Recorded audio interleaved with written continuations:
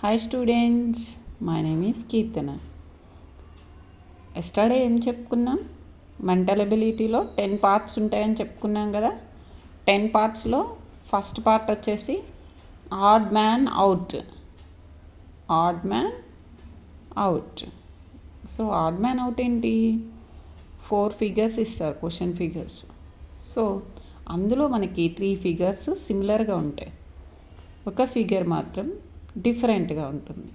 So we can select that one figure or we choose. Okay na? That is the correct answer. What is the different figure here? Observe. What is the answer? All lines are drawn inside, but a figure, observe, the line is outside. That is the different one. Like this, part 1 they are given. This is called odd man out. 4 figures istaru, they are given 4 figures. In these 4 figures, 3 figures are similar in some way and 1 figure is different, and select the figure which is different. That is called odd man out. ఏం లేదు, 4 figures ఇస్తారు, ఖచ్చితంగా మనకి 4 figures ఇస్తారు. ఆ 4 figures చూడగానే మనకి ఒకటి డిఫరెంట్గా కనిపిస్తుంది. ఆ డిఫరెంట్గా ఉన్నదాన్ని ఫైండ్ అవుట్ చేస్తే అదే మీ ఆన్సర్ అవుతుంది. దట్ ఈస్ కాల్డ్ మెంటల్ ఎబిలిటీలో ఫస్ట్ పార్ట్ వచ్చేసి ఆడ్ మ్యాన్ అవుట్. ఈజీగా మనకి మార్క్స్ గెయిన్ చేసుకోవచ్చు ఆడ్ మ్యాన్ అవుట్లో. నెక్స్ట్ సెకండ్ పార్ట్ ఏమన్నాను?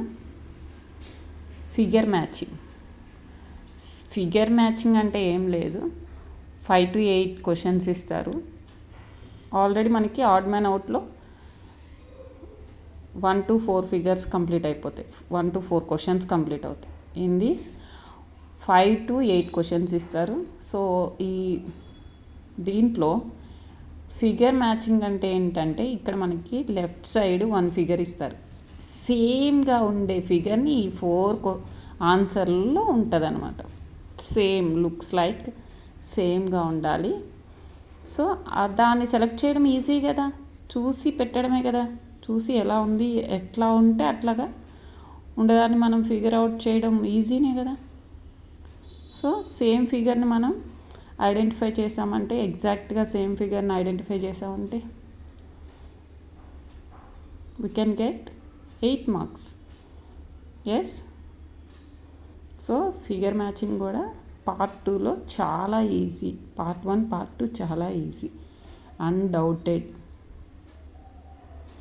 You got out of marks part 1, part 2. Next part 3.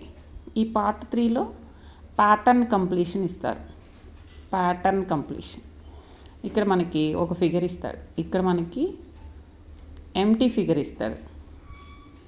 Empty figure ఇచ్చినప్పుడు మనం ఇలా ఏదైతే చేస్తున్నామో ప్యాటర్న్, కరెక్ట్గా ప్యాటర్న్ చేస్తామో ఆ ప్యాటర్న్ మనం ఫిలప్ చేసుకుంటే, ఇక్కడ ఏదైతే ఫిలప్ చేసుకుంటామో ఆ ఫిలప్ చేసింది క్లోజ్ చేసుకొని ఆ ఫిలప్ చేసింది ఎక్కడుందో కనిపెట్టడం ఈజీయే కదా. చూడండి ఫిలప్ చేసిన పార్ట్ ఎక్కడుందో. సో ప్యాటర్న్ కంప్లీట్ చేసిన తర్వాత ఆ ఫిగర్ని కనుక్కోవడం ఈజీయే కదా. సో ప్యాటర్న్ కంప్లీషన్ కూడా వెరీ ఈజీ అని చెప్తున్నాను నేను. That is not difficult. So మనం ప్రాక్టీస్ చేస్తే చాలా చాలా ఈజీ ప్యాటర్న్ కంప్లీషన్. నెక్స్ట్ నేను ఇవి ఎందుకు చెప్తున్నానంటే, మీకు నవోదయాలో చాలా ఈజీగా మార్క్స్ గెయిన్ చేసుకోవచ్చు, అంత డిఫికల్టీ కాదు. ఇప్పుడు చదువులకి ఇది డిఫికల్టీ కాదు.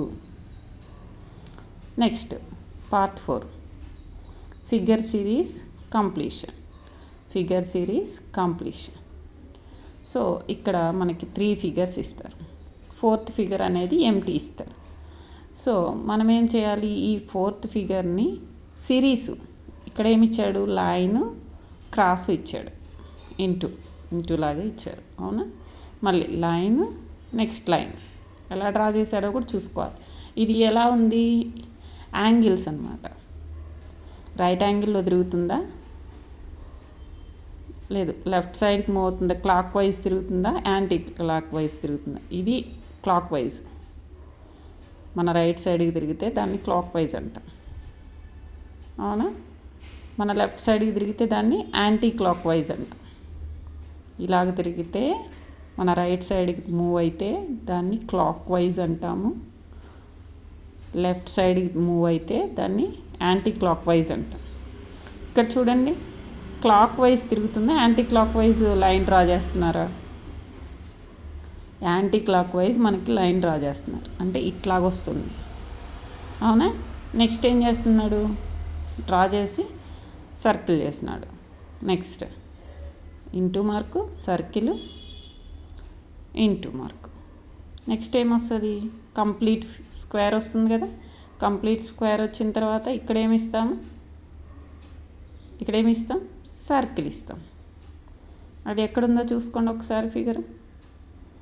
C is the correct option.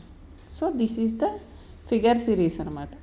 దీంట్లో ఏం చెక్ చేసుకోవాలి, క్లాక్ వైజ్ మనకి మూవ్ చేస్తున్నాడా షేప్ని, యాంటీ క్లాక్ వైజ్ ఇస్తున్నాడో చెక్ చేసుకొని, వాడు ఏమి యాడ్ చేస్తున్నాడో చెక్ చేసుకొని ఆ ఎడిషన్ అనేది మనం చేసుకోవాలి.